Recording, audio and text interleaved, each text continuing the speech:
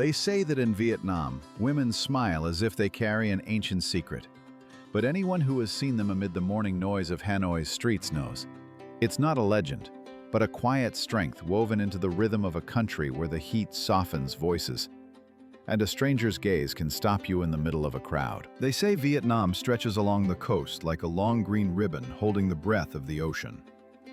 Located in Southeast Asia, between Laos, Cambodia, and the South China Sea, it spans more than 3,200 kilometers of coastline. The country covers around 331,000 square kilometers, with a population exceeding 100 million people, most of whom belong to the Kin ethnic group. Here, the lowlands of the Red River and Mekong deltas blend with humid tropical forests, misty mountain terraces, and cities that never sleep. Hanoi is calm and traditional, like an older brother who remembers every story of the family. Ho Chi Minh City is loud, young, glowing with neon and the endless flow of motorbikes.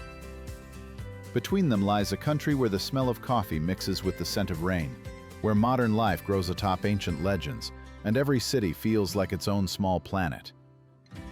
Vietnam lives evenly, like a wave that reaches the shore and retreats, leaving an ancient trace on the sand. They say Vietnamese women rarely smile, but when they do, it feels as if the humidity of the tropical air changes its rhythm.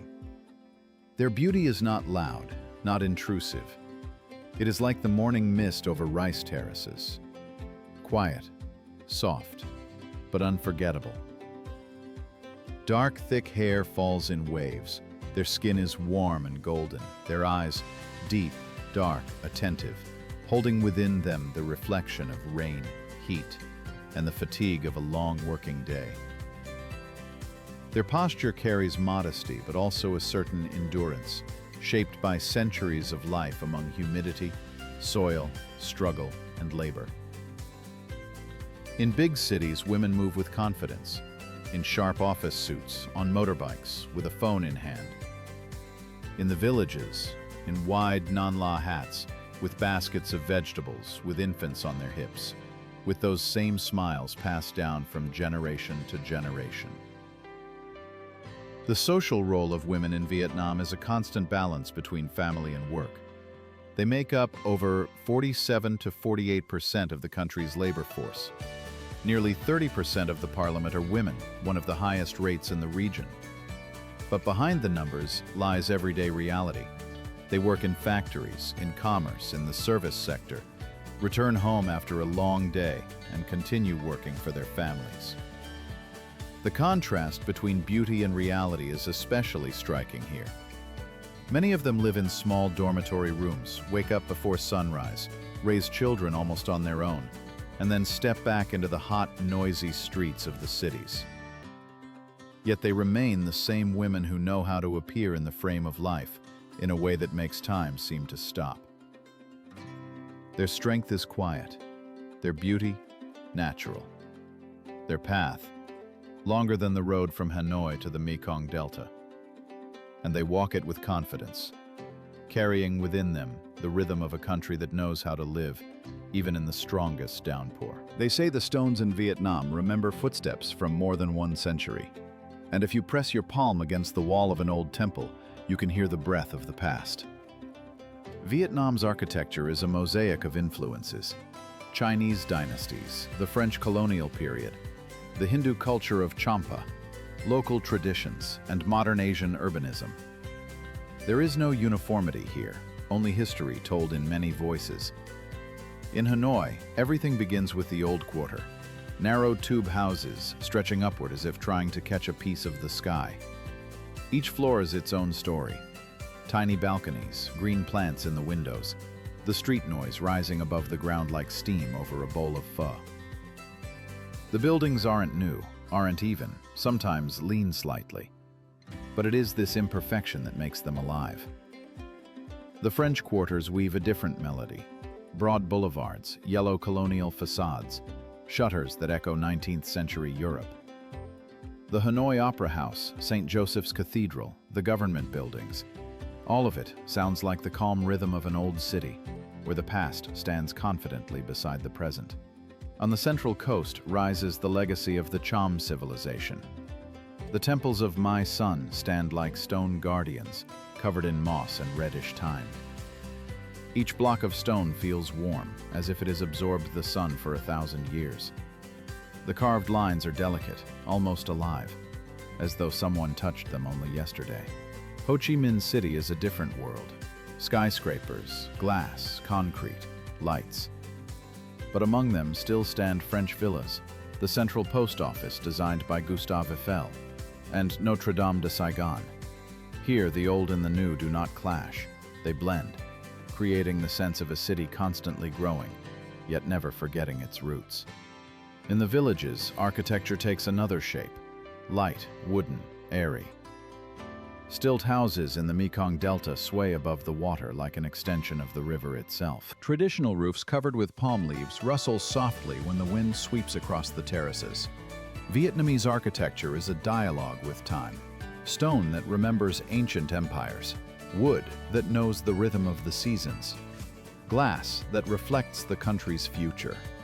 Nothing unnecessary, nothing too loud.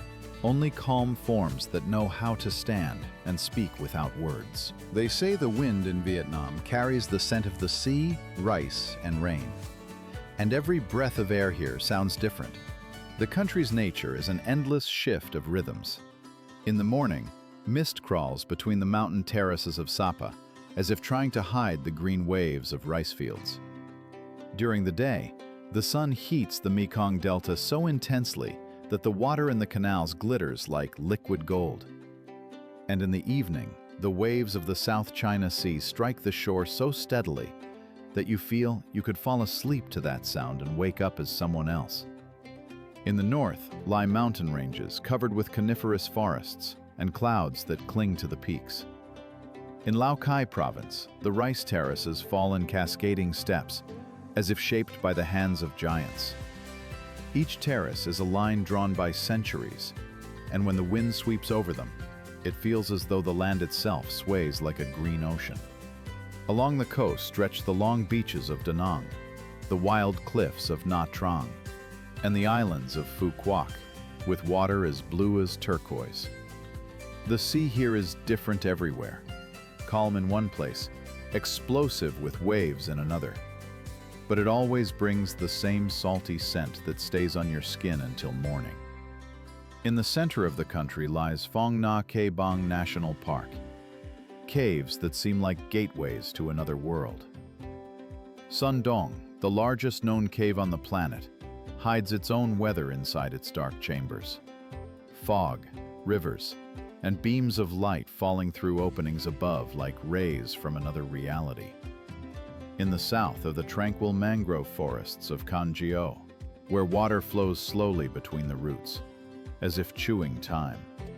Here, you hear only the sound of insects and the distant calls of birds that make the heart quiet down. Vietnam's nature needs no embellishment. It is wild, warm, humid, calm, sometimes harsh, and yet so close that it takes only a touch of the earth to feel its pulse. They say that in Vietnam, time flows differently, as if someone slowed the world to half speed but left the street noise at full volume. Everyday life here is constant motion. In the morning, pho vendors step out onto the streets, preparing broth as early as 4 a.m., its aroma filled with ginger and star anise. Motorbikes pack the roads so densely it feels like the asphalt itself begins to vibrate. Yet there is a logic in this chaos. Everyone knows when to slow down, when to maneuver around, when to simply glide between others like a fish in a current. Coffee is a ritual of its own. A Vietnamese cafe is not a place for rushing. Even in Ho Chi Minh City, where life moves faster than the wind between skyscrapers, people sit in the shade, slowly stirring thick black coffee with condensed milk, watching the street as if observing a theater in which every passerby is an actor. In small villages, life is something else entirely. Mornings begin with the squeak of a bicycle, not the roar of engines. People walk to the market with woven baskets, exchanging short greetings so warm they feel like a substitute for hugs. Children run barefoot between houses, and the smell of fresh rice and fish fills every yard. Social behavior is reserved but sincere. Vietnamese people rarely raise their voices. They rarely argue openly. Yet they listen attentively and always find a quiet way to help, without unnecessary words. Here, living close together is normal. Multi-generational families share a single home as if it were the most natural thing in the world. In the big cities, life is different. Young people work in offices, co-working spaces, and tiny startup rooms where the smell of instant noodles mixes with the scent of coffee and an air conditioner running at its limit. They dream of travel, of new phones, of their own apartment, a dream that often feels distant but not impossible. The contrast between city and village is striking. Ho Chi Minh City never sleeps. It pulses. The villages breathe slowly, like an old boat on a river. But both worlds form one rhythm, the rhythm of a country living in both the past and the future at the same time, never forgetting to share its present with anyone who sets foot on its land. They say Vietnam smiles at tourists, but the real life of the country is visible only to those who stay longer than a week. Vietnam's social landscape is a blend of rapid development and quiet shadows left by the past. The country is growing fast. New roads, metro lines, factories, and waterfronts appear every year. Young people study English, start businesses, work in tech companies. But alongside this progress lies another side of reality. Corruption is still part of the system. Small, speed-up payments, slow government procedures, bureaucracy that forces people to find alternative routes. Migration is enormous. Hundreds of thousands of Vietnamese work in Japan, Korea, Europe, sending money back home. Many young people dream of leaving, even though they love their country. It's just that opportunities sometimes feel too narrow. In the cities, inequality is sharper. Modern districts with glass towers stand next to old, unpainted buildings where an entire family may live in one room. In the countryside, the issues are different. Low wages, lack of medical services, aging populations as young people leave in search of work. Yet despite all this, Vietnam does not feel heavy. There is something that holds people together. Deep respect for family. Taking care of elders is a matter of honor. Respect for ancestors is not a ritual, but a living part of daily life.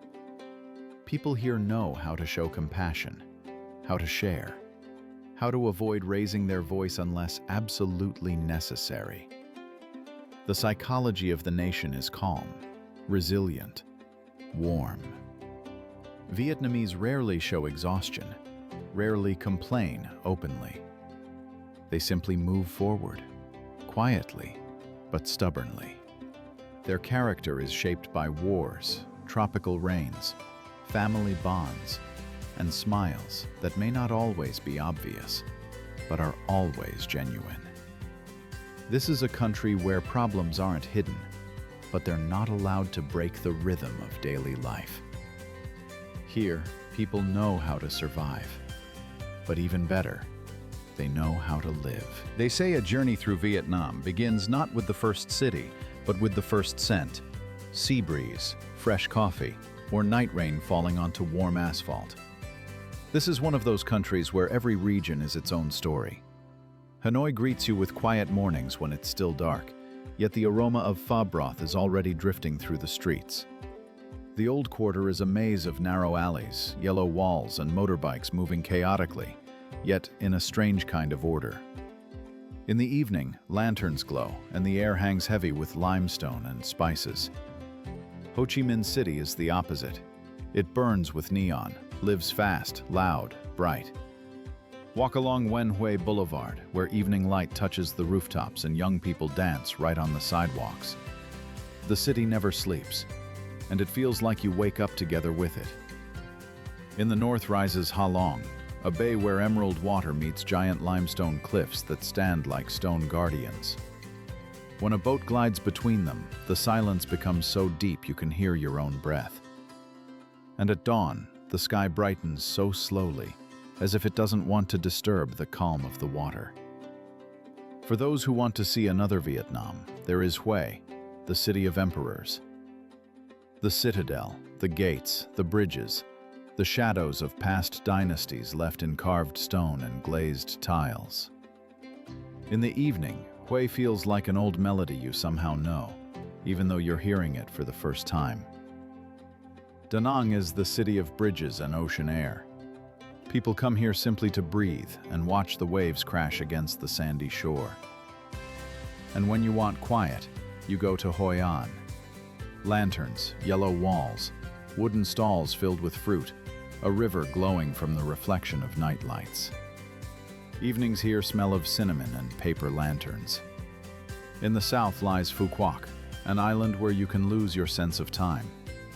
Long beaches, clear water, dawns so gentle they feel as if the sun rises just for you. Vietnam is a country you don't just want to see, you want to live it.